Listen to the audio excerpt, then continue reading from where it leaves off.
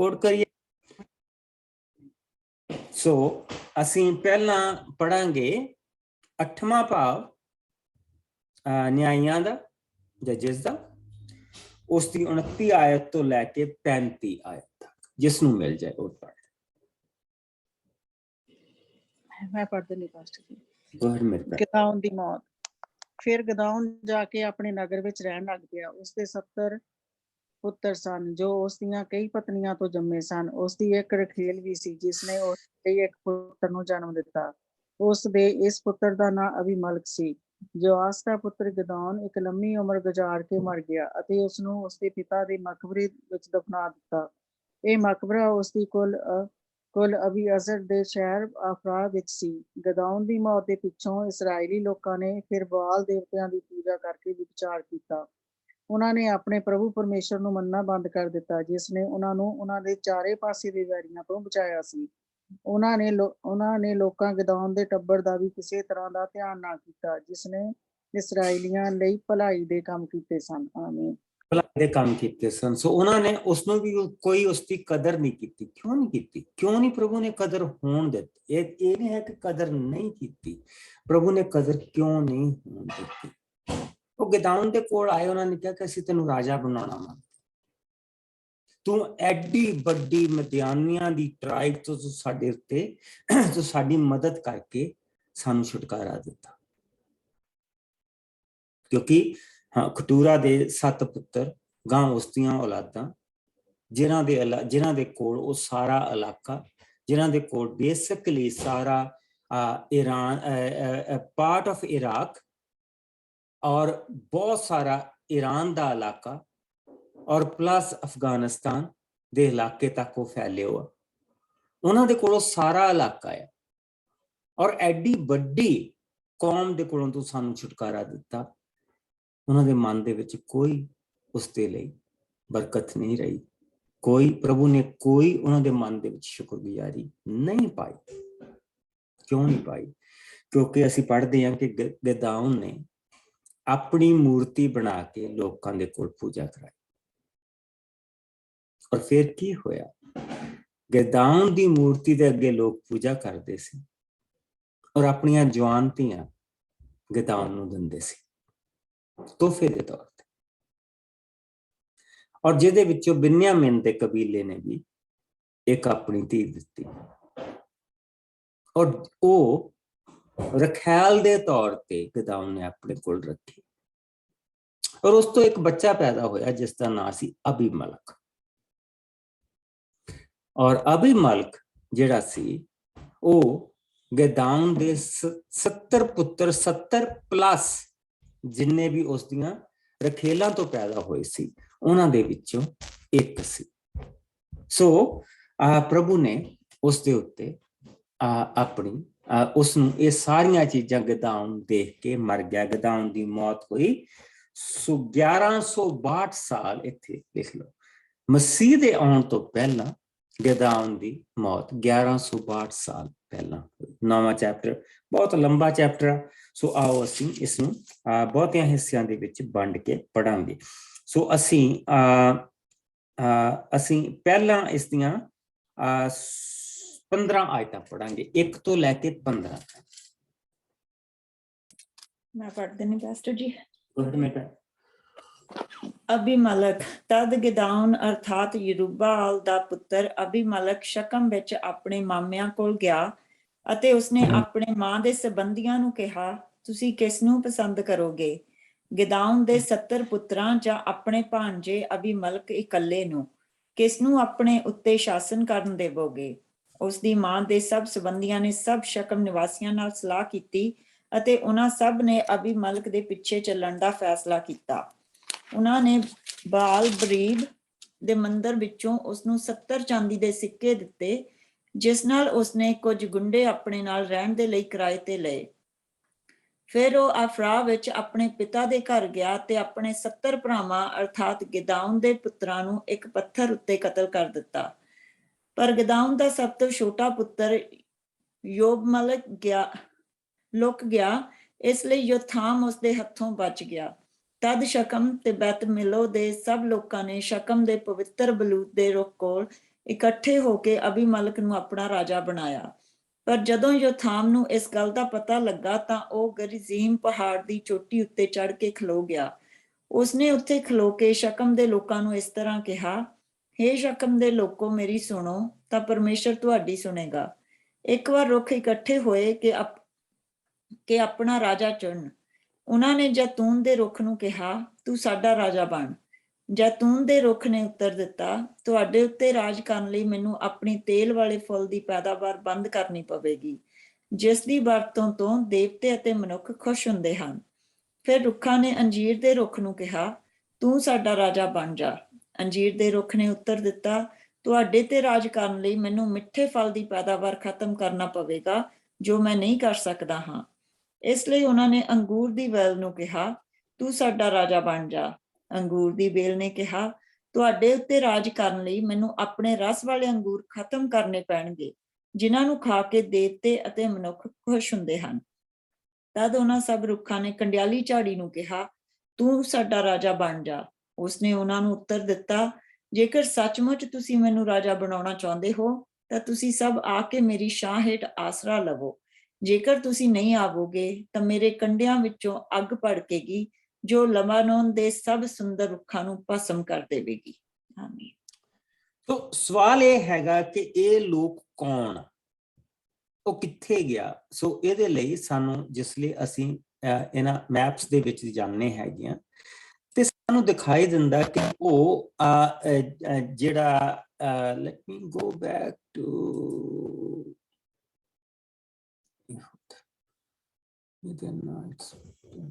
Yes, ਉਹ ਇਸ ਵੇਲੇ ਜਿਹੜਾ ਅਸੀਂ ਦੋ ਸ਼ਹਿਰ ਦੇਖਦੇ ਪਏ ਆ, ਉਹ ਇੱਕ ਤਾਂ ਸ਼ਹਿਰ ਇਸ ਇਲਾਕੇ ਦੇ ਵਿੱਚ, ਲੈਟ ਮੀ ਗੋ ਦਿਸ ਵੇ।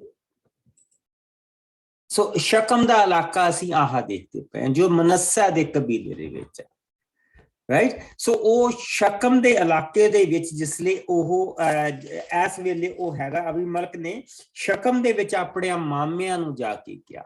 ਸੋ ਆਪਣੇ ਜਿਹੜੇ ਉਸਨੇ ਸ਼ਕਮ ਦੇ ਇਲਾਕੇ ਦੇ ਵਿੱਚੋਂ ਆਪਣੇ ਲਈ ਲੋਕ ਤਿਆਰ ਕੀਤੇ। ਔਰ ਇਹ ਬੇਸਿਕਲੀ ਅਸੀਂ ਇਹ ਦੇਖਦੇ ਪਏ ਹਾਂ ਕਿ ਇਹ ਪਹਿਲੀ ਇੱਥੇ ਕਿਸੇ ਹੋਰ ਬਾਹਰਲੇ ਰਾਜੇ ਨੇ ਉਹਨਾਂ ਦੇ ਉੱਤੇ ਹਮਲਾ ਨਹੀਂ ਕੀਤਾ, ਇਹ ਘਰ ਦੇ ਲੋਕ ਆਪਸ ਦੇ ਵਿੱਚ ਲੜਦੇ ਪਏ। ਸੋ ਅਸੀਂ ਇਹ ਨਹੀਂ ਕਹਿ ਸਕਦੇ ਕਿ ਅਮੋਨੀਆ ਨੇ ਆ ਕੇ ਉਹਨਾਂ ਤੇ ਹਮਲਾ ਕੀਤਾ, ਮੀਡੀਅਨਾਈਟ ਲੋਕਾਂ ਨੇ ਆ ਕੇ, ਮਦਿਆਨੀਆਂ ਨੇ ਆ ਕੇ ਹਮਲਾ ਕੀਤਾ। ਹੁਣ ਜਿਹੜਾ ਝਗੜਾ ਆ ਉਹ ਘਰ ਦੇ ਵਿੱਚ ਪੈ ਗਿਆ ਔਰ ਘਰ ਦੇ ਪਿੱਛੋਂ ਉਹਨਾਂ ਦੇ ਲਈ ਇੱਕ ਮੁਸੀਬਤ ਪੈਦਾ ਹੋ ਗਈ ਆ। ਸੋ ਉਹ ਸ਼ਕਮ ਦੇ ਇਲਾਕੇ ਦੇ ਵਿੱਚ ਗਿਆ, ਉੱਥੇ ਜਾ ਕੇ ਉਸਨੇ ਆਪਣੇ ਮਾਮਿਆਂ ਦੇ ਪਰਿਵਾਰ ਦੇ ਵਿੱਚੋਂ ਇੱਕ ਬੰਦਾ ਤਿਆਰ ਕੀਤਾ ਔਰ ਉਸਨੇ ਉਹਨਾਂ ਲੋਕਾਂ ਨੂੰ ਤਿਆਰ ਕਰਕੇ ਕਿਹਾ ਕਿ ਤੁਸੀਂ ਮੇਰੀ ਮਦਦ ਕਰੋ। ਔਰ ਅਸੀਂ ਦੇਖਦੇ ਹਾਂ, ਜਿਸ ਲਈ ਅਸੀਂ ਪਿੱਛੇ ਜਾਂਦੇ ਹਾਂ ਤਾਂ ਅਸੀਂ ਦੇਖਦੇ ਹਾਂ ਕਿ ਉਸਦੇ 70 ਪੁੱਤਰ ਸੀ, 70 ਪੁੱਤਰ ਸੀ। ਉਸਨੇ ਕਿ ਐਡੀ ਆਪਣੀ, ਉਹਨਾਂ ਨੇ ਕਿਹਾ ਤੈਨੂੰ ਅਸੀਂ ਰਾਜਾ ਬਣਾ ਲੈਨੇ, ਜਿਹਦੇ ਵਿੱਚ ਕੋਈ ਗੁਨਾਹ ਨਹੀਂ ਸੀ।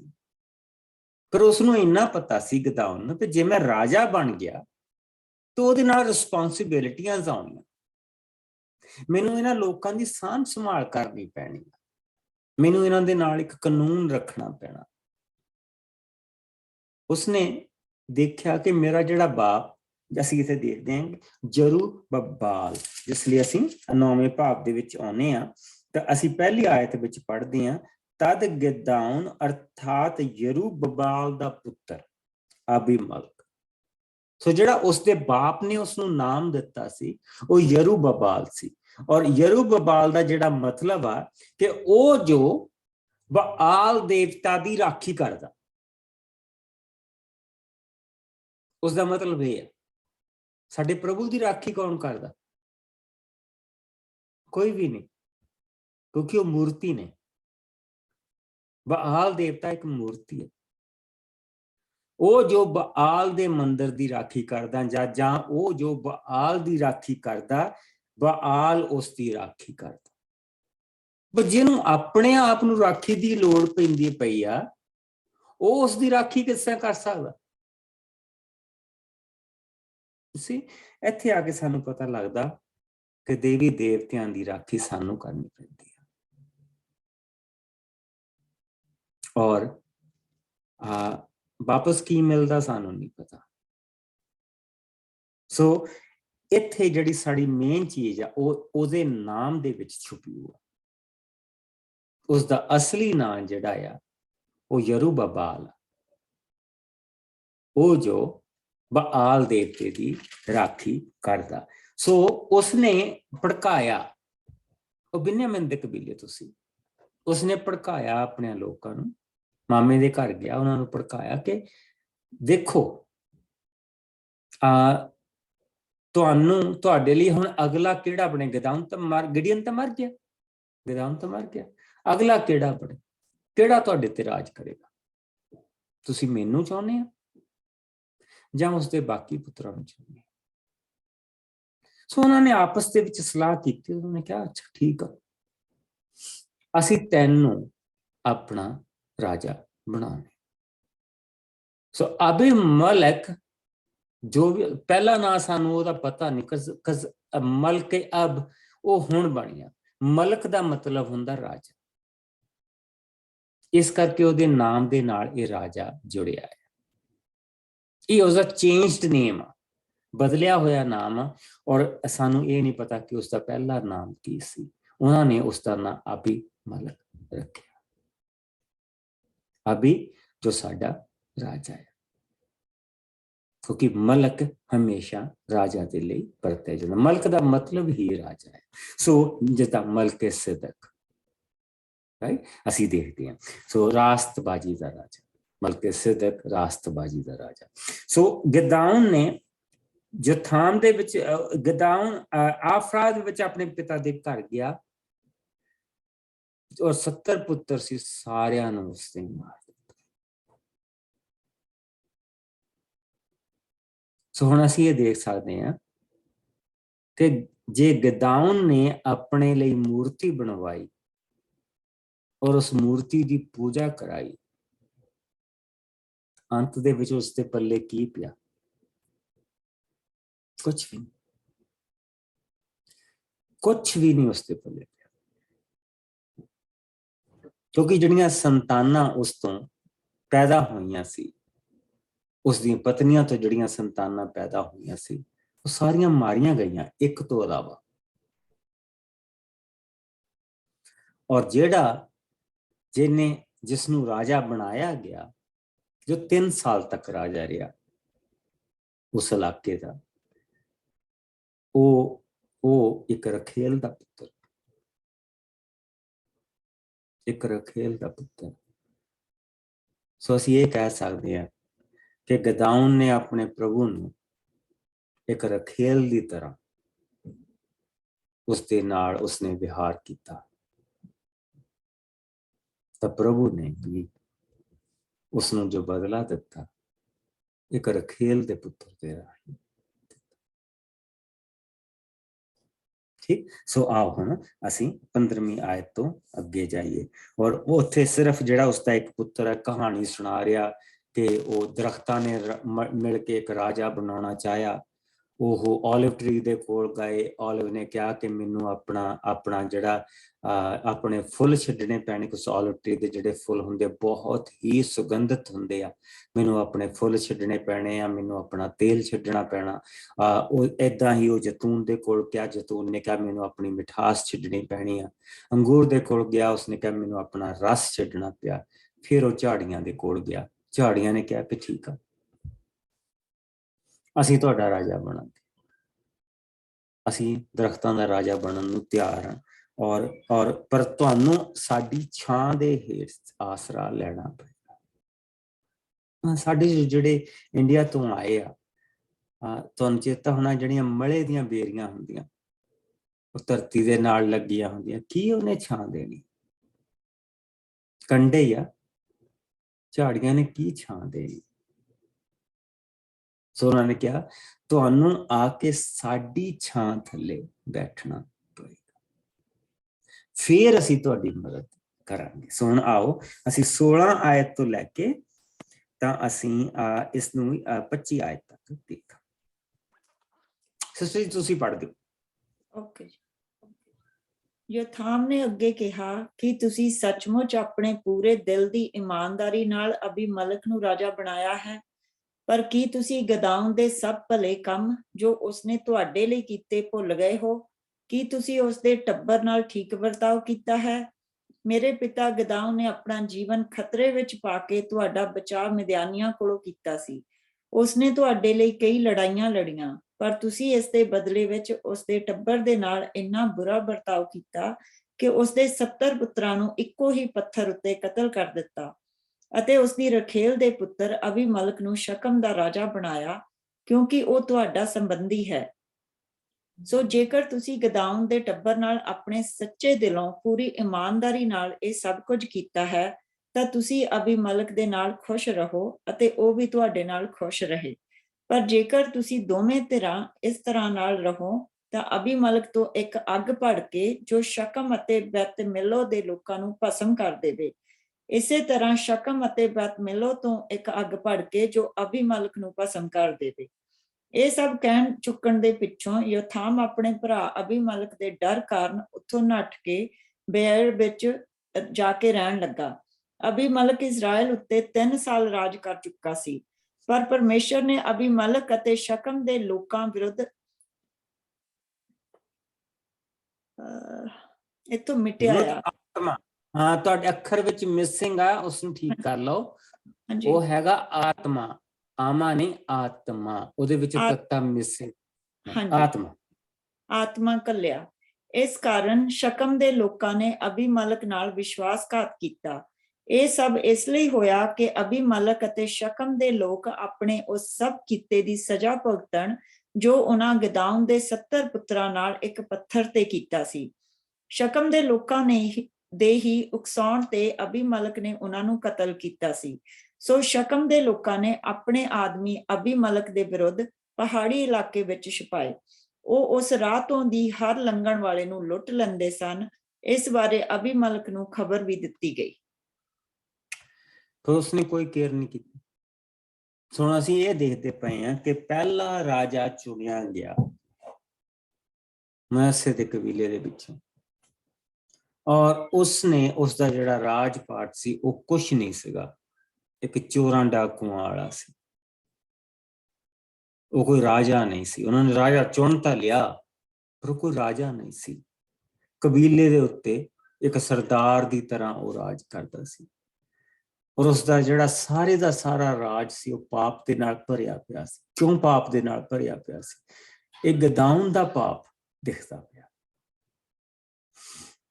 ਗਦਾਉਨ ਨੇ ਉਹਨਾਂ ਨੂੰ ਬਚਾਇਆ ਜ਼ਰੂਰ, ਪਰ ਗਦਾਉਨ ਇਹ ਕਹਿ ਸਕਦਾ ਸੀ ਕਿ ਮੈਂ ਰਾਜਾ ਨਹੀਂ ਬਣ ਸਕਦਾ, ਮੈਂ ਤੁਹਾਡਾ ਨਿਆਈ ਆ, ਪਰ ਮੈਂ ਰਾਜਾ ਨਹੀਂ ਬਣ ਸਕਦਾ। ਤੁਹਾਡਾ ਰਾਜਾ ਪ੍ਰਭੂ ਪਰਮੇਸ਼ਰ ਆਪ ਆ। ਪਰ ਉਸਨੇ ਕੀ ਕੀਤਾ? ਉਸਨੇ ਆਪਣੀ ਮੂਰਤੀ ਬਣਾ ਕੇ ਰੱਖ ਦਿੱਤੀ। ਸੋ ਹੁਣ ਬਾਲ ਦੇਵਤੇ ਦੀ ਮੂਰਤੀ ਉੱਥੇ ਨਹੀਂ, ਉੱਥੇ ਗਦਾਉਨ ਦੀ ਮੂਰਤੀ। ਔਰ ਲੋਕ ਆ ਕੇ ਗਦਾਉਨ ਦੇ ਮੂਹਰੇ, ਗਦਾਉਨ ਦੀ ਮੂਰਤੀ ਦੇ ਮੂਹਰੇ ਝੁਕਦੇ ਪਏ ਆ। ਔਰ ਜਿਸ ਦੇ ਨਾਲ ਉਸਦੇ ਬਾਪ ਦਾ ਜਿਹੜਾ ਬਿਜ਼ਨਸ ਸੀ ਉਸਨੇ ਉਸਨੂੰ ਜਾਰੀ ਰੱਖਿਆ। ਔਰ ਲੋਕ ਉਹੀ ਚੀਜ਼, ਲੋਕ ਆ ਕੇ ਆਪਣੀਆਂ ਉੱਥੇ ਆਪਣੀਆਂ ਮੰਗਾਂ ਮੰਨਦੇ ਪਏ ਆ। ਉਹ ਜਿਹੜੇ ਪੂਰੀਆਂ ਹੋ ਜਾਂਦੀਆਂ ਤੇ ਉਹ ਲਿਆ ਕੇ ਆਪਣੀਆਂ ਆਪਣਾ ਧਨ ਮਾਲ, ਆਪਣੀਆਂ ਜੋ ਵੀ ਉਹ ਸੁੱਖ ਦੇ ਪਏ ਆ, ਆਪਣੀਆਂ ਧੀਆਂ ਉਹਨੂੰ ਚੜਾਉਂਦੇ ਪਏ ਆ, ਜਿਹਦੇ ਕਾਰਨ ਉਸਦੇ ਘਰ 70 ਪੁੱਤਰਾਂ ਨੇ ਜਨਮ ਲਿਆ। ਔਰ ਉਸਦੀਆਂ ਅੱਖਾਂ ਬੰਦ ਕਰਨ ਦੀ ਦੇਰ ਹੋਈ। ਪ੍ਰਭੂ ਨੇ ਐਸੀ ਉਸਨੂੰ ਹਾਰ ਦਿੱਤੀ ਕਿ ਇੱਕ ਵੀ ਉਸਦੀ ਲੜੀ ਨੂੰ ਚਲਾ ਨਾ ਸਕਿਆ। ਔਰ ਅਬੀਮਲਕ ਜੋ ਰਾਜਾ ਬਣਨ ਦੀ ਜਿਸਨੇ ਕੋਸ਼ਿਸ਼ ਕੀਤੀ, ਉਹ ਵੀ 3 ਸਾਲ ਰਿਹਾ। ਸੋ ਹੁਣ ਅਬੀਮਲਕ ਦਾ ਰਾਜ ਕਿਸ ਤਰ੍ਹਾਂ ਖਤਮ ਹੋਇਆ, ਸੋ ਆਓ ਉਸਨੂੰ ਅਸੀਂ ਦੇਖੀਏ। 26 ਆਇਤ ਤੋਂ ਲੈ ਕੇ ਅਸੀਂ ਜਾਵਾਂਗੇ 26 ਆਇਤ ਤੋਂ ਲੈ ਕੇ ਅਸੀਂ ਜਾਵਾਂਗੇ ਹੁਣ ਬੇਸਿਕਲੀ ਸਾਰਾ 3 ਚੈਪਟਰ ਕਰਾਂਗੇ, 41 ਆਇਤ ਤੱਕ ਜਾਵਾਂਗੇ।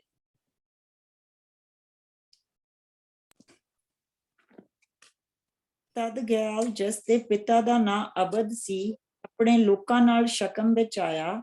ਸ਼ਕਮ ਦੇ ਲੋਕ ਉਸ ਦੇ ਭਰੋਸੇ ਤੇ ਰਹਿਣ ਲੱਗੇ। ਉਹ ਆਪਣੇ ਆਪਣੇ ਅੰਗੂਰੀ ਬਾਗਾਂ ਵਿੱਚ ਗਏ ਅਤੇ ਉਸ ਦਾ ਰਸ ਪੀੜ ਕੇ ਕੱਢਿਆ। ਫਿਰ ਉਹਨਾਂ ਆਪਣੇ ਦੇਵਤਿਆਂ ਦੇ ਮੰਦਰ ਵਿੱਚ ਜਾ ਕੇ ਖਾਧਾ ਪੀਤਾ ਅਤੇ ਅਬੀਮਲਕ ਦੀ ਨਿੰਦਾ ਕੀਤੀ। ਤਦ ਗਿਆਲ ਨੇ ਕਿਹਾ, ਅਬੀਮਲਕ ਕੌਣ ਹੈ? ਸ਼ਕਮ ਨਿਵਾਸੀ ਵੀ ਅਜੀਬ ਹਨ। ਇਹ ਉਸ ਦੀ ਗੁਲਾਮੀ ਕਿਉਂ ਕਰ ਰਹੇ ਹਨ? ਕਿ ਉਹ ਗਦਾਉਨ ਦਾ ਪੁੱਤਰ ਨਹੀਂ? ਫਿਰ ਜ਼ਬੂਲ ਉਸ ਤੋਂ ਆਗਿਆ ਕਿਉਂ ਲਵੇ? ਸ਼ਕਮ ਨਿਵਾਸੀਆਂ ਨੂੰ ਕੇਵਲ ਆਪਣੇ ਪੁਰਖੇ ਹਮੋਰ ਦੇ ਹੀ ਵਫਾਦਾਰ ਰਹਿਣਾ ਚਾਹੀਦਾ ਹੈ। ਅਬੀਮਲਕ ਦੀ ਗੁਲਾਮੀ ਕਿਉਂ ਕਰਨ? ਕਾਸ਼ ਮੈਂ ਇਹਨਾਂ ਲੋਕਾਂ ਦੀ ਅਗਵਾਈ ਕਰਦਾ ਤਾਂ ਮੈਂ ਅਬੀਮਲਕ ਨੂੰ ਹੁਣ ਤੱਕ ਖਤਮ ਕਰ ਦਿੱਤਾ ਹੁੰਦਾ। ਮੈਂ ਉਸਨੂੰ ਕਹਿੰਦਾ, ਤੂੰ ਆਪਣੀ ਸੈਨਾ ਵਧਾ ਕੇ ਮੇਰੇ ਵੱਲ ਬਾਹਰ ਆ ਅਤੇ ਮੇਰਾ ਟਾਕਰਾ ਕਰ। ਜਦੋਂ ਸ਼ਹਿਰ ਦੇ ਅਧਿਕਾਰੀ ਜ਼ਬੂਲ ਨੇ ਗਿਆਲ ਦੀਆਂ ਗੱਲਾਂ ਸੁਣੀਆਂ ਤਾਂ ਉਹ ਗੁੱਸੇ ਨਾਲ ਭਰ ਗਿਆ। ਉਸਨੇ ਛੁਪੇ ਤੌਰ ਤੇ ਅਬੀਮਲਕ ਕੋਲ ਅਰੂਮਾ ਦੀ ਥਾਂ ਤੇ ਸੰਦੇਸ਼ਵਾਹਕ ਘੱਲੇ ਅਤੇ ਕਿਹਾ, ਗਿਆਲ ਅਬਦ ਦਾ ਪੁੱਤਰ ਆਪਣੇ ਲੋਕਾਂ ਸਮੇਤ ਸ਼ਕਮ ਵਿੱਚ ਆਇਆ ਹੈ ਅਤੇ ਉਹ ਸ਼ਹਿਰ ਦੇ ਲੋਕਾਂ ਨੂੰ ਤੇਰੇ ਵਿਰੁੱਧ ਭੜਕਾ ਰਿਹਾ ਹੈ।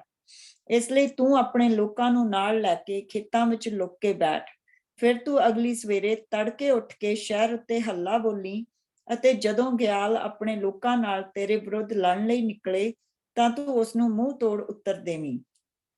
ਅਬੀਮਲਕ ਨੇ ਠੀਕ ਜ਼ਬੂਲ ਦੇ ਕਹੇ ਅਨੁਸਾਰ ਕੀਤਾ ਅਤੇ ਉਸਨੇ ਆਪਣੇ ਸਭ ਆਦਮੀਆਂ ਨੂੰ 4 ਹਿੱਸਿਆਂ ਵਿੱਚ ਵੰਡ ਕੇ ਸ਼ਕਮ ਸ਼ਹਿਰ ਦੇ ਬਾਹਰ ਲੁਕ ਕੇ ਬੈਠ ਗਿਆ। ਫਿਰ ਜਦੋਂ ਗਿਆਲ ਸ਼ਹਿਰ ਦੇ ਫਾਟਕ ਕੋਲ ਆ ਕੇ ਖਲੋਤਾ ਤਾਂ ਅਬੀਮਲਕ ਆਪਣੇ ਆਦਮੀਆਂ ਨਾਲ ਲੁਕੀ ਹੋਈ ਥਾਂ ਤੋਂ ਬਾਹਰ ਆ ਗਿਆ। ਗਿਆਲ ਨੇ ਅਬੀਮਲਕ ਦੇ ਲੋਕਾਂ ਨੂੰ ਦੇਖ ਕੇ ਜ਼ਬੂਲ ਨੂੰ ਕਿਹਾ, ਪਹਾੜ ਉੱਤੇ ਪਰਛਾਈਆਂ ਦਿਖ ਰਹੀਆਂ ਹਨ, ਕੀ ਇਹ ਕਿਤੇ ਆਦਮੀ ਤੇ ਨਹੀਂ? ਜ਼ਬੂਲ ਨੇ ਉੱਤਰ ਦਿੱਤਾ, ਨਹੀਂ, ਇਹ ਤਾਂ ਕੇਵਲ ਪਹਾੜਾਂ ਦੀਆਂ ਪਰਛਾਈਆਂ ਹਨ। ਪਰ ਗਿਆਲ ਨੇ ਫਿਰ ਕਿਹਾ, ਦੇਖ, ਸੱਚਮੁੱਚ ਪਹਾੜ ਦੀ ਉਤਰਾਈ ਉੱਤੋਂ ਆਦਮੀ ਉਤਰ ਰਹੇ ਹਨ ਅਤੇ ਇੱਕ ਦਲ ਮਾਇਓਨਾਨੀਮ ਦੇ ਬਲੂਤ ਦੇ ਰੁੱਖ ਵੱਲੋਂ ਦੀ ਆ ਰਿਹਾ ਹੈ। ਜ਼ਬੂਲ ਨੇ ਗਿਆਲ ਨੂੰ ਉੱਤਰ ਦਿੱਤਾ, ਤੇਰੀਆਂ ਉਹ ਫੜਾਂ ਕਿੱਥੇ ਹਨ ਜਿਨ੍ਹਾਂ ਨੂੰ ਮਾਰਦੇ ਸਮੇਂ ਤੂੰ ਕਿਹਾ ਸੀ, ਅਬੀਮਲਕ ਕੌਣ ਹੈ ਜਿਸ ਦੀ ਅਸੀਂ ਗੁਲਾਮੀ ਕਰੀਏ? ਕੀ ਇਹ ਉਹੀ ਆਦਮੀ ਨਹੀਂ ਜਿਸ ਦੀ ਤੂੰ ਨਿੰਦਾ ਕੀਤੀ ਸੀ? ਜਾ ਹੁਣ ਜਾ ਕੇ ਉਸਦਾ ਟਾਕਰਾ ਕਰ। ਸੋ ਗਿਆਲ ਸ਼ਕਮ ਦੇ ਲੋਕਾਂ ਦੇ ਅੱਗੇ ਚੱਲਿਆ ਅਤੇ ਉਹਨਾਂ ਨੇ ਅਬੀਮਲਕ ਨਾਲ ਲੜਾਈ ਕੀਤੀ। ਪਰ ਗਿਆਲ ਅਬੀਮਲਕ ਦੇ ਸਾਹਮਣੇ ਨੱਠ ਉੱਠਿਆ ਅਤੇ ਅਬੀਮਲਕ ਨੇ ਉਸਦਾ ਪਿੱਛਾ ਕੀਤਾ। ਸ਼ਹਿਰ ਦੇ ਫਾਟਕ ਤੱਕ ਪਹੁੰਚਦਿਆਂ ਬਹੁਤ ਸਾਰੇ ਆਦਮੀ ਜ਼ਖਮੀ ਹੋ ਗਏ। ਅਬੀਮਲਕ ਅਰੂਮਾ ਨਗਰ ਵਿੱਚ ਰਹਿੰਦਾ ਸੀ, ਇਸ ਲਈ ਜ਼ਬੂਲ ਨੇ ਗਿਆਲ ਨੂੰ ਉਸਦੇ ਲੋਕਾਂ ਸਮੇਤ ਸ਼ਕਮ ਵਿੱਚੋਂ ਕੱਢ ਦਿੱਤਾ। ਸੋ ਹੁਣ ਉਸਨੇ ਆਪਣੀ ਜਿਹੜੀ ਉਸ ਵੇਲੇ ਦੀ ਜਿਹੜੀ ਮੁਸੀਬਤ ਸੀ ਉਸਨੂੰ ਕੱਢ ਦਿੱਤਾ। ਸੋ ਇਹ ਬੰਦਾ ਬਾਹਰਲੇ ਗਾਲ ਦਾ ਜਿਸ ਦਾ ਜਿਹੜਾ ਬਾਹਰੋਂ ਆਇਆ ਸੀ, ਤਾਂ ਉਸਨੇ ਕਿਹਾ ਕਿ ਬੇਸਿਕਲੀ ਹੁਣ ਕੋਈ ਬਾਕੀ ਦੇ ਜਿਹੜੇ ਟ੍ਰਾਈਬਸ ਉਹਨਾਂ ਦੇ ਵਿੱਚ ਕੋਈ ਰਾਜਾ ਨਹੀਂ, ਇਹ ਇੱਕ ਟ੍ਰਾਈਬ ਆਪਣਾ ਰਾਜਾ ਬਣਾ ਕੇ ਬੈਠੀ ਹੋਈ। ਤਾਂ ਉਸਨੇ ਕਿਹਾ ਕਿ ਇਹ ਕੌਣ ਆ? ਸਾਡਾ ਤਾਂ ਰਾਜਾ ਪ੍ਰਭੂ, ਇਹ ਕੌਣ ਰਾਜਾ ਬਣ ਕੇ ਬੈਠਾ ਹੈ? ਇਹਨੇ ਤੁਹਾਨੂੰ ਗੁਲਾਮ ਬਣਾਇਆ ਹੈ ਆਪਣਾ। ਸੋ ਹੁਣ ਈਵਨ ਜਿਹੜੀ ਇੱਕ ਦਾਸੀ ਦਾ ਪੁੱਤਰ, ਇੱਕ ਰਖੈਲ ਦਾ ਪੁੱਤਰ, ਉਸਦਾ ਵੀ ਹੁਣ ਅੰਤ ਆ ਗਿਆ। ਔਰ ਇਹ ਸਾਰੀ ਸਜ਼ਾ ਗਦਾਉਨ ਨੂੰ, ਉਸਦੇ ਇੱਕ ਫੈਸਲੇ ਨੂੰ। ਟਰਸਟ ਮੀ, ਅੱਜ ਬਹੁਤ ਸਾਰੇ ਪਾਸਵਾਨ ਗਦਾਉਨ ਬਣ ਕੇ ਬੈਠੇ ਹੋ। ਇਹ ਕਹਿੰਦੇ ਹੈਗੇ ਨਾ ਨਾ ਨਾ ਨਾ, ਮੈਂ ਤਾਂ ਕੁਛ ਵੀ ਨਹੀਂ, ਮੈਂ ਤਾਂ ਪ੍ਰਭੂ ਦਾ ਹਾਂ, ਮੈਂ ਤਾਂ ਆਹ ਹਾਂ, ਮੈਂ ਤਾਂ। ਔਰ ਮੈਂ ਬੜੀ ਪਿਆਰੀ ਕਾਨਫਰੰਸ ਇਹਨਾਂ ਦੀ ਇੱਕ ਦਿਨ ਦੀ ਹੋਈ ਆ, ਐਂਡ ਆਈ ਹੋਪ ਇਹਨਾਂ ਨੇ ਕਲਗਰੀ ਵਾਲਿਆਂ ਨੇ ਰਿਕਾਰਡ ਕੀਤੀ ਹੋਈ। It was a wonderful conference. ਔਰ ਉਸ ਦੇ ਵਿੱਚ ਇਹ ਦਿਖਾਇਆ ਕਿ ਜਿਹੜੇ ਭੇਡ ਦੇ ਭੇਸ ਦੇ ਵਿੱਚ ਲੁਕਿਓ ਭੇੜੀਏ ਆ, ਉਹ ਕਿਸ ਤਰ੍ਹਾਂ ਕੰਗਰੀਗੇਸ਼ਨ ਦੇ ਉੱਤੇ, ਪ੍ਰਭੂ ਦੀ ਕਲੀਸਿਆ ਦੇ ਉੱਤੇ ਅਟੈਕ ਕਰਦੇ। ਭੇਡ ਦੇ ਵਿੱਚ ਲੁਕਿਓ ਭੇੜੀਏ। ਔਰ ਉਸੇ ਤਰ੍ਹਾਂ ਇਹ ਸਾਰਾ ਕੁਝ ਇੱਥੇ ਹੋ ਰਿਹਾ। ਭੇਡ ਦੇ ਵਿੱਚ ਭੇਸ ਦੇ ਵਿੱਚ ਲੁਕਿਓ ਭੇੜੀਏ। ਰਾਜਾ ਤੋਂ ਬਣ ਕੇ ਦਿਖਾਉਂਦਾ ਪਿਆ ਕਿ ਮੈਂ ਰਾਜਾ ਆ, ਮੈਂ ਰਾਜਾ ਆ। ਹਾਂਜੀ ਸਿਸਟਰ ਜੀ, ਸਿਸਟਰ ਸੁਖੀ ਕੁਝ ਕਹਿਣਾ ਮੰਗਦੇ, ਗੋ ਅहेड। ਹਾਂਜੀ ਜੈਮਸ ਜੀ, ਪਾਸਟਰ ਜੀ ਸਾਰਿਆਂ ਨੂੰ। ਹਾਂਜੀ ਮੈਂ ਇਹੀ ਕਹਿਣਾ ਸੀ ਪਾਸਟਰ ਜੀ, ਆਪਣਾ ਜਿਹੜੀ ਤੁਸੀਂ ਕਾਨਫਰੰਸ ਦੀ ਗੱਲ ਕਰਦੇ ਹੋ, ਆਪਣੇ ਫੇਸਬੁੱਕ ਪੇਜ ਨਹੀਂ ਹੈਗਾ ਆਪਣੇ ਕੈਲਗਰੀ ਪੰਜਾਬੀ ਕ੍ਰਿਸਚੀਅਨ ਚਰਚ ਵਾਲਾ, ਉੱਥੇ ਜਾ ਕੇ ਦੇਖ ਸਕਦੇ ਹੋ, ਸਾਰਾ ਕੁਝ ਰਿਕਾਰਡਡ ਹੈਗਾ ਉੱਥੇ। ਥੈਂਕ ਯੂ ਸਿਸਟਰ ਜੀ, ਹਾਂਜੀ ਇਟ ਵਾਸ ਵੰਡਰਫੁਲ। ਔਰ ਜ਼ਰੂਰ ਉਸ ਨੂੰ ਉੱਥੋਂ ਤੁਹਾਨੂੰ ਇਹ ਪਤਾ ਲੱਗੇਗਾ ਕਿ ਭੇਸ ਦੇ ਵਿੱਚ ਭੇੜੀਏ ਕਿੰਨੇ ਤੁਰੇ ਫਿਰਦੇ। ਹਾਂਜੀ ਇਟ ਵਾਸ ਵੰਡਰਫੁਲ ਪਾਸਟਰ ਜੀ, ਇਹ ਬਲੈਸਿੰਗ ਟਾਈਮ ਸੀਗਾ। ਥੈਂਕ ਯੂ ਪਾਸਟਰ ਜੀ। ਸਾਨੂੰ ਕਿੰਨਾ ਧਿਆਨ ਰੱਖਣਾ। ਸਭ ਤੋਂ ਔਖੀ ਚੀਜ਼ ਪਤਾ ਕਿਹੜੀ ਆ? ਲੋਕਲ ਪਾਸਟਰ ਬਣਨਾ। I mean, ਪ੍ਰਭੂ ਦੇ ਰਹਿਮ ਦੇ ਨਾਲ ਉਸਨੇ ਮੈਨੂੰ ਬਹੁਤ ਕੁਝ ਦਿੱਤਾ। ਹੁਣ ਜੇ ਮੈਂ ਚਰਚਾਂ ਦੇ ਵਿੱਚ ਤੁਰਿਆ ਫਿਰਾਂ ਤੇ ਮੈਂ ਇਹ ਦਿਖਾ ਸਕਦਾ ਕਿ ਲੋਕਲ ਪਾਸਟਰ ਤੋਂ ਮੇਰੇ ਕੋਲ ਕਿਤੇ ਜ਼ਿਆਦਾ ਗਿਆਨ, ਔਰ ਮੈਨੂੰ ਬਹੁਤਾ ਕੁਝ ਨਹੀਂ ਚਾਹੀਦਾ। 7 ਜਾਂ 8 ਮੈਨੂੰ ਟੌਪ ਦੇ ਸਰਮਨ ਚਾਹੀਦੇ, ਉਹਦੇ ਨਾਲ ਮੈਂ ਸਾਰਿਆਂ ਨੂੰ ਬੇਵਕੂਫ ਬਣਾ ਸਕਦਾ। ਔਰ ਇਸ ਨੂੰ ਕਹਿੰਦੇ ਸਪਿਰਿਚੁਅਲ ਬਲੈਕਮੇਲਿੰਗ, ਔਰ ਇਹ ਬਹੁਤ ਹੋ ਰਹੀ ਹੈ। ਇਹੋ ਹੀ ਕੰਮ ਅਬੀਮਲਕ ਨੇ ਲੋਕਾਂ ਦੇ ਨਾਲ ਕੀਤਾ, ਇਹੋ ਹੀ ਕੰਮ ਉਸਨੇ ਕੀਤਾ। ਔਰ ਇਹੋ ਹੀ ਕੰਮ ਗਿਦੌਨ ਨੇ ਆਪਣੇ ਲੋਕਾਂ ਦੇ ਨਾਲ ਕੀਤਾ। ਉਸਨੇ ਇਹ ਨਹੀਂ ਕਿਹਾ ਕਿ ਮੈਂ ਤੁਹਾਡਾ ਰਾਜਾ ਨਹੀਂ ਬਣਨਾ ਮੰਗਦਾ, ਉਸਨੇ ਇਹ ਕਿਹਾ ਕਿ ਨਹੀਂ ਮੈਂ ਤੁਹਾਡਾ ਰਾਜਾ ਨਹੀਂ ਬਣਨਾ ਮੰਗਦਾ, ਪਰ ਉਹ ਜਿਹੜੇ ਪਰ ਲਾਏ ਉਹਨੇ ਆਪਣੇ ਆਪ ਨੂੰ, ਉਸਨੇ ਆਪਣੀ ਮੂਰਤੀ ਬਣਾ ਕੇ ਲੋਕਾਂ ਦੇ ਸਾਹਮਣੇ ਰੱਖ ਦਿੱਤੀ ਕਿ ਮੈਂ ਤੁਹਾਨੂੰ ਬਚਾਇਆ, ਮੈਂ ਤੁਹਾਨੂੰ ਬਚਾਇਆ। ਆਪਣੇ ਲੋਕਾਂ ਦੀ ਖਾਤਰ, ਔਰ ਉਸਨੇ ਪ੍ਰਭੂ ਦੀ ਜੋ ਆਗਿਆਕਾਰੀ ਕੀਤੀ ਸੀ, ਈਵਨ ਦੋ ਉਸਨੇ ਇੰਨਾ ਕੁਛ, ਇੰਨੀਆਂ ਚੀਜ਼ਾਂ ਕਿ ਜੇ ਪ੍ਰਭੂ ਸੱਚਾ ਤੇ ਉਹ ਅੱਗ ਕੱਲੇ, ਜੇ ਪ੍ਰਭੂ ਸੱਚਾ ਤਾਂ ਉਹ ਉੱਨ ਜਿਹੜੀ ਮੈਂ ਰੱਖੀ ਆ ਇਸ ਉੱਨ ਦੇ ਉੱਤੇ ਮੀਂਹ ਵਰੇ ਤਾਂ ਬਾਕੀ ਦਾ ਆਲਾ ਦੁਆਲਾ ਸੁੱਕਾ ਰਹੇ, ਜਾਣੀ ਕਿ ਉਸ ਪਵੇ ਤਾਂ ਬਾਕੀ ਦਾ ਆਲਾ ਦੁਆਲਾ ਸੁੱਕਾ ਰਹੇ। ਅਗਲੇ ਦਿਨ ਜਿਹੜਾ ਹੈਗਾ ਆ ਉਹ ਆਲਾ ਦੁਆਲਾ ਸੁੱਕਾ ਰਹੇ, ਤੇ ਮੇਰੀ ਉਸ ਜਿਹੜੀ ਮੈਂ ਉੱਨ ਰੱਖੀ ਉਹਦੇ ਉੱਤੇ ਸਿਰਫ ਪ੍ਰਭੂ ਦੀ ਓਸ ਪਵੇ। ਉਸਨੇ ਕਈ ਤਰ੍ਹਾਂ ਦੇ ਪ੍ਰਭੂ ਦੇ ਟੈਸਟ ਕਰਨ ਤੋਂ ਬਾਅਦ ਪ੍ਰਭੂ ਤੇ ਭਰੋਸਾ ਕੀਤਾ ਸੀ। ਪਰ ਅਗਰ ਪ੍ਰਭੂ ਨੂੰ ਦੇਖੋ ਤਾਂ ਉਸਨੇ ਕਿੰਨੀ ਨਿਭਾਈ ਉਸ ਦੇ ਨਾਲ, ਉਸਨੇ ਨਹੀਂ ਨਿਭਾਈ। ਅਸੀਂ ਅੱਜ ਗਿਦਾਉਨਾਂ ਦੇ ਨਾਲ ਭਰੇ ਪਏ ਹਾਂ, ਅੱਜ ਬਹੁਤ ਗਿਦਾਉਨ ਸਾਡੇ ਵਿੱਚ ਆ ਚੁੱਕੇ ਆ। ਬਹੁਤ ਥੋੜੇ ਲੋਕ ਹੈ ਜੋ ਸਾਨੂੰ ਪ੍ਰਭੂ ਦੇ ਵਚਨ ਦੇ ਵੱਲ ਸਾਡਾ ਧਿਆਨ ਲਾਉਂਦੇ, ਬਹੁਤ ਥੋੜੇ ਲੋਕ। ਬਹੁਤ ਔਖੀ ਮਿਨਿਸਟਰੀ ਹੈ, ਬਹੁਤ ਔਖਾ ਕੰਮ ਹੈ, ਬਹੁਤ ਵਾਰੀ ਤੁਹਾਨੂੰ ਆਪਣੇ ਆਪ ਨੂੰ ਬਚਾਉਣਾ ਪੈਂਦਾ ਕਿ ਲੋਕ ਹੁਣ ਮੇਰੇ ਵੱਲ ਨੂੰ ਦੇਖਦੇ ਪਏ ਆ, ਪ੍ਰਭੂ ਦੇ ਵਚਨ ਵੱਲ ਨੂੰ ਨਹੀਂ ਦੇਖਦੇ ਪਏ। ਕਿਉਂ? ਕਿਉਂਕਿ ਤੁਹਾਨੂੰ ਪਤਾ ਹੁੰਦਾ ਕਿ ਇਹਦੇ ਵਿੱਚ ਮੇਰੀ ਆਤਮਾ ਨੂੰ ਡੇਂਜਰ, ਮੇਰੀ ਆਤਮਾ ਖਤਰੇ ਦੇ ਵਿੱਚ ਹੈ, ਮੈਨੂੰ ਆਪਣੇ ਆਪ ਨੂੰ ਬਚਾਉਣਾ ਪੈਂਦਾ। ਕਿਉਂਕਿ ਮੈਂ ਵੀ ਪ੍ਰਭੂ ਦੇ ਘਰ ਜਾਣਾ, ਮੈਂ ਵੀ ਆਪਣੇ ਬੱਚਿਆਂ ਦੇ ਲਈ ਬਰਕਤ ਮੰਗਦਾ, ਔਰ ਮੇਰਾ ਇੱਕੋ ਹੀ ਕੰਮ ਹੈ ਕਿ ਆਪਣੇ ਪ੍ਰਭੂ ਦੇ ਲੋਕਾਂ ਦਾ, ਪ੍ਰਭੂ ਦੇ ਵਚਨ ਦੇ ਵੱਲ, ਔਰ ਵਚਨ ਜਿਹੜਾ ਦੇਹਧਾਰੀ ਹੋਇਆ ਜੋ ਯਿਸੂ ਮਸੀਹ ਹੈ, ਉਹਨਾਂ ਵੱਲ ਧਿਆਨ ਲਾਵਾਂ, ਆਪਣੇ ਵੱਲ ਨਾ। ਔਰ ਇਸ ਕਰਕੇ ਕਦੀ ਵੀ ਤੁਸੀਂ ਮੇਰੇ ਨਾਂ ਦੇ ਮੂਹਰੇ ਪਾਸਟਰ ਨਹੀਂ ਦੇਖੋਗੇ। I don't do that. ਇਸ ਦੇ ਪਿੱਛੇ ਕਾਰਨ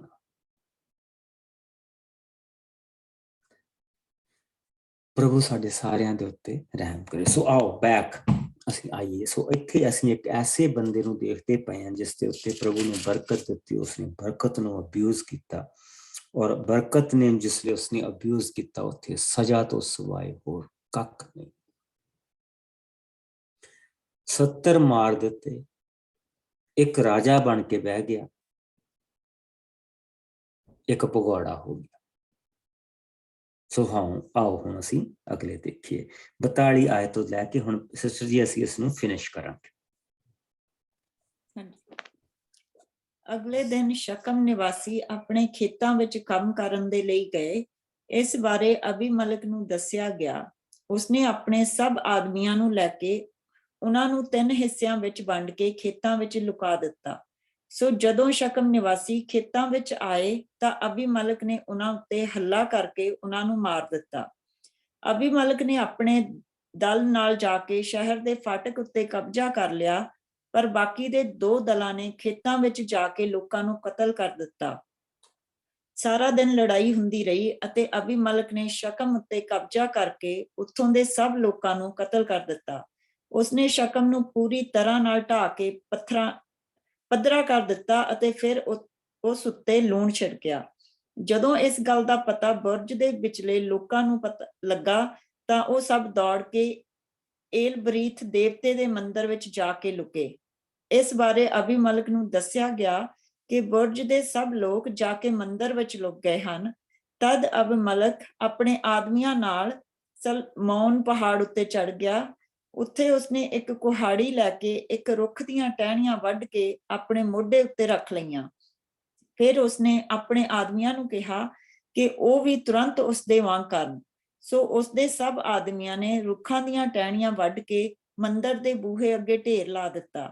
ਇਹ ਕਰਨ ਦੇ ਪਿੱਛੋਂ ਅਬੀਮਲਕ ਨੇ ਉਸ ਮੰਦਿਰ ਨੂੰ ਅੱਗ ਲਾ ਦਿੱਤੀ, ਜਿਸ ਅੰਦਰ ਕੋਈ 1000 ਆਦਮੀ ਔਰਤਾਂ ਮਾਰੇ ਗਏ।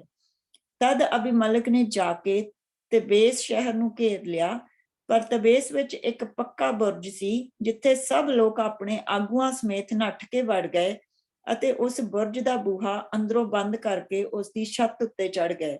ਸੋ ਅਬੀਮਲਕ ਬੁਰਜ ਕੋਲ ਆ ਕੇ ਲੜਨ ਲੱਗਾ ਅਤੇ ਉਸਨੇ ਬੁਰਜ ਨੂੰ ਅੱਗ ਲਾਉਣ ਦੀ ਕੋਸ਼ਿਸ਼ ਕੀਤੀ ਅਤੇ ਇਹ ਕਰਦੇ ਸਮੇਂ ਉਹ ਬੁਰਜ ਦੇ ਬੂਹੇ ਨੇੜੇ ਆਇਆ। ਉਸ ਸਮੇਂ ਕਿਸੇ ਔਰਤ ਨੇ ਚੱਕੀ ਦਾ ਉੱਪਰਲਾ ਪੁੜ ਲੈ ਕੇ ਅਬੀਮਲਕ ਦੇ ਸਿਰ ਉੱਤੇ ਸੁੱਟ ਦਿੱਤਾ, ਜਿਸ ਨਾਲ ਉਸਦਾ ਸਿਰ ਫਿਸ ਗਿਆ। ਅਬੀਮਲਕ ਨੇ ਤੁਰੰਤ ਆਪਣੇ ਹਥਿਆਰ ਚੁੱਕਣ ਵਾਲੇ ਜਵਾਨ ਨੂੰ ਕਿਹਾ, ਤਲਵਾਰ ਖਿੱਚ ਕੇ ਮੈਨੂੰ ਮਾਰ ਦੇ, ਨਹੀਂ ਤਾਂ ਮੈਂ ਇੱਕ ਔਰਤ ਦੇ ਹੱਥੋਂ ਮਾਰਿਆ ਜਾਵਾਂਗਾ। ਉਸ ਜਵਾਨ ਨੇ ਆਪਣੀ ਤਲਵਾਰ ਨਾਲ ਉਸ ਅਬੀਮਲਕ ਨੂੰ ਮਾਰ ਦਿੱਤਾ। ਜਦੋਂ ਇਜ਼ਰਾਈਲੀ ਲੋਕਾਂ ਨੇ ਦੇਖਿਆ ਕਿ ਅਬੀਮਲਕ ਮਰ ਗਿਆ ਹੈ ਤਾਂ ਉਹ ਸਭ ਆਪਣੇ ਘਰਾਂ ਨੂੰ ਵਾਪਸ ਮੁੜ ਗਏ। ਇਸ ਤਰ੍ਹਾਂ ਪਰਮੇਸ਼ਰ ਨੇ ਅਬੀਮਲਕ ਨੂੰ ਉਸਦੇ ਆਪਣੇ ਪਿਤਾ ਦੇ ਵਿਰੁੱਧ ਕੀਤੇ ਅਪਰਾਧ ਅਰਥਾਤ ਆਪਣੇ 70 ਭਰਾਵਾਂ ਨੂੰ ਕਤਲ ਕਰਨ ਦਾ ਬਦਲਾ ਦਿੱਤਾ। ਪਰਮੇਸ਼ਰ ਨੇ ਸ਼ਕਮ ਨਿਵਾਸੀਆਂ ਨੂੰ ਉਹਨਾਂ ਦੀ ਬੁਰਾਈ ਦਾ ਬਦਲਾ ਦਿੱਤਾ ਅਤੇ ਇਸ ਤਰ੍ਹਾਂ ਯਰੂਬਾਲ ਦੇ ਪੁੱਤਰ ਯੋਥਾਮ ਦਾ ਦਿੱਤਾ ਸਰਾਪ ਉਹਨਾਂ ਦੇ ਸਿਰ ਆ ਪਿਆ। ਆਮੀਨ। ਸਿਰ ਦੇ ਉੱਤੇ ਆ ਪਿਆ। ਉਸਨੇ ਕਿਹਾ ਸੀ ਕਿ ਜਿਹਦਾ ਤੁਸੀਂ ਸਾਥ ਦਿੰਦੇ ਪਏ, ਜਿਹੜੀ ਝਾੜੀ ਦੇ ਥੱਲੇ ਤੁਸੀਂ ਬੈਠ ਕੇ ਲੁਕਦੇ ਪਏ ਆ ਨਾ, ਉਹ ਝਾੜੀ ਹੀ ਤੁਹਾਡੇ ਉੱਤੇ ਅੱਗ ਘੱਲੇਗੀ। ਉਹ ਸ਼ਕਮ ਦੇ ਵਿੱਚ ਗਿਆ ਸੀ ਔਰ ਉਹਨਾਂ ਨੂੰ ਕਿਹਾ ਸੀ ਕਿ ਮੇਰਾ ਸਾਥ ਦਿਓ, ਮੇਰਾ ਸਾਥ ਦਿਓ ਤਾਂ ਕਿ ਔਰ ਮੈਨੂੰ ਆਪਣਾ ਰਾਜਾ ਬਣਾਓ। ਔਰ ਉਹਨਾਂ ਨੇ ਆਪਣਾ ਰਾਜਾ ਉਸਨੂੰ ਬਣਾਇਆ। ਔਰ ਅੰਤ ਦੇ ਵਿੱਚ ਜਿਹੜੇ ਸ਼ਕਮ ਦੇ ਲੋਕ ਖੇਤਾਂ ਦੇ ਵਿੱਚ ਗਏ ਆ, ਉਸਨੇ ਆਪਣੇ ਮਾਮੇ ਦੇ ਖਾਨਦਾਨ ਨੂੰ ਹੀ ਮਾਰ ਸੁੱਟਿਆ। ਪਹਿਲਾਂ ਉਸਨੇ ਆਪਣੇ ਬਾਪ ਦੇ ਖਾਨਦਾਨ ਨੂੰ ਮਾਰਿਆ, ਹੁਣ ਉਸਨੇ ਆਪਣੇ ਮਾਮੇ ਦੇ ਖਾਨਦਾਨ ਨੂੰ ਮਾਰਿਆ। ਔਰ ਜਿਹੜੇ ਉੱਥੇ ਦੇ ਦੇਵਤੇ ਦੇ ਬੁਰਜ ਦੇ ਥੱਲੇ ਜਾ ਕੇ ਬੁਰਜ ਦੇ ਉੱਤੇ ਚੜ੍ਹ ਕੇ ਬਚਣ ਦੀ ਜਿਹਨਾਂ ਨੇ ਕੋਸ਼ਿਸ਼ ਕੀਤੀ, ਉਸਨੇ ਉਹਨਾਂ ਨੂੰ ਧੂਏ ਦੇ ਨਾਲ ਔਰ ਅੱਗ ਦੇ ਨਾਲ ਮਾਰਿਆ। ਲੇਕਿਨ ਇਹ ਸਾਰਾ ਕੁਝ ਹੁੰਦਿਆਂ ਹੋਇਆਂ ਉਹ ਆਪ ਵੀ ਮਾਰਿਆ ਗਿਆ। ਸੋ ਉਸਨੇ ਕਿਹਾ ਕਿ ਮੈਨੂੰ ਮਾਰ ਦੇ, ਨਹੀਂ ਤਾਂ ਮੈਨੂੰ ਲੋਕ ਇਹ ਕਹਿਣਗੇ ਕਿ ਔਰਤ ਦੇ ਹੱਥੋਂ ਮਾਰਿਆ ਗਿਆ। ਸੋ ਅੱਜ ਵੀ ਇਹ ਚੀਜ਼ ਇਸਲਾਮਿਕ ਦੁਨੀਆ ਦੇ ਵਿੱਚ ਮੰਨੀ ਜਾਂਦੀ ਹੈ ਕਿ ਜਿਹੜਾ ਇਨਸਾਨ ਔਰਤ ਦੇ ਹੱਥੋਂ ਮਾਰਿਆ ਜਾਏ, ਕੁੱਤੇ ਦੇ ਹੱਥੋਂ ਮਾਰਿਆ ਜਾਏ ਜਾਂ ਗਧੇ ਦੀ ਦੁਰਤੀ ਨਾਲ ਮਾਰਿਆ ਜਾਏ, ਉਸਨੂੰ ਜੰਨਤ ਨਸੀਬ ਨਹੀਂ ਹੁੰਦੀ। ਇਸ ਕਰਕੇ ਉਸਨੇ ਕਿਹਾ ਕਿ ਮੈਨੂੰ किन्ने अपनी कीते? तलवार एक औरत ਦੇ ਹੱਥੋਂ ਨਹੀਂ ਮਰਨਾ ਮੰਗਦਾ। ਤੁਸੀਂ ਫਰਕ ਦੇਖੋ ਕਿ ਬੁੱਤ ਪ੍ਰਸਤਾਂ ਦੇ ਵਿੱਚ ਔਰ ਪ੍ਰਭੂ ਦੇ ਵਿੱਚ। ਪ੍ਰਭੂ ਨੇ ਔਰਤ ਨੂੰ ਇੰਨਾ ਵੱਡਾ ਮਾਣ ਦਿੱਤਾ ਕਿ ਉਸਨੇ ਆਪਣੇ ਨਾਵਾਂ ਦੇ ਵਿੱਚ ਆਪਣੀ ਜਿਹੜੀ ਉਸਦੇ ਨਾਵਾਂ ਦੀ ਗਿਣਤੀ ਹੁੰਦੀ ਪਈ ਆ, ਜਿਸ ਦੇ ਵਿੱਚ ਮਰੀਅਮ ਨੇ ਪੈਦਾ ਹੋਣਾ, ਮਰੀਅਮ ਦੇ ਸਾਰੇ ਬਜ਼ੁਰਗਾਂ ਦੀ ਗਿਣਤੀ ਹੁੰਦੀ ਪਈ ਆ, ਤਾਂ ਉਸ ਦੇ ਵਿੱਚ ਉਸਨੇ ਤਮਾਰ ਦਾ ਨਾਂ ਰੱਖਿਆ, ਰਹਾਬ ਦਾ ਨਾਂ ਰੱਖਿਆ, ਜਿਨ੍ਹਾਂ ਨੂੰ ਲੋਕ ਦੇਖਣਾ ਨਹੀਂ ਮੰਗਦੇ। ਪ੍ਰਭੂ ਨੇ ਰੂਥ ਦਾ ਨਾਂ ਰੱਖਿਆ। ਔਰ ਦੂਸਰੇ ਪਾਸੇ ਅਸੀਂ ਇਹ ਦੇਖਦੇ ਪਏ ਹਾਂ ਕਿ ਬੁੱਤਾਂ ਨੂੰ ਮੰਨਣ ਵਾਲੇ ਔਰਤ ਦੀ ਕਿੰਨੀ ਕਦਰ ਕਰਦੇ ਪਏ, ਔਰਤ ਦੀ ਕਿੰਨੀ ਕਦਰ ਕਰਦੇ। ਇਸੇ ਇੱਥੋਂ ਸਾਨੂੰ ਪਤਾ ਲੱਗਦਾ ਪ੍ਰਭੂ ਦਾ ਔਰ ਉਹਨਾਂ ਲੋਕਾਂ ਦਾ ਜੋ ਪ੍ਰਭੂ ਦੇ ਨਹੀਂ, ਕਿਉਂਕਿ ਉਹ ਆਪਣੇ ਆਪ ਦੇ ਆ। ਜਿਸ ਲਈ ਜਿਹੜਾ ਵੀ ਇਨਸਾਨ ਪ੍ਰਭੂ ਦਾ ਨਹੀਂ ਹੁੰਦਾ, ਉਹ ਆਪਣੇ ਆਪ ਦਾ ਹੁੰਦਾ।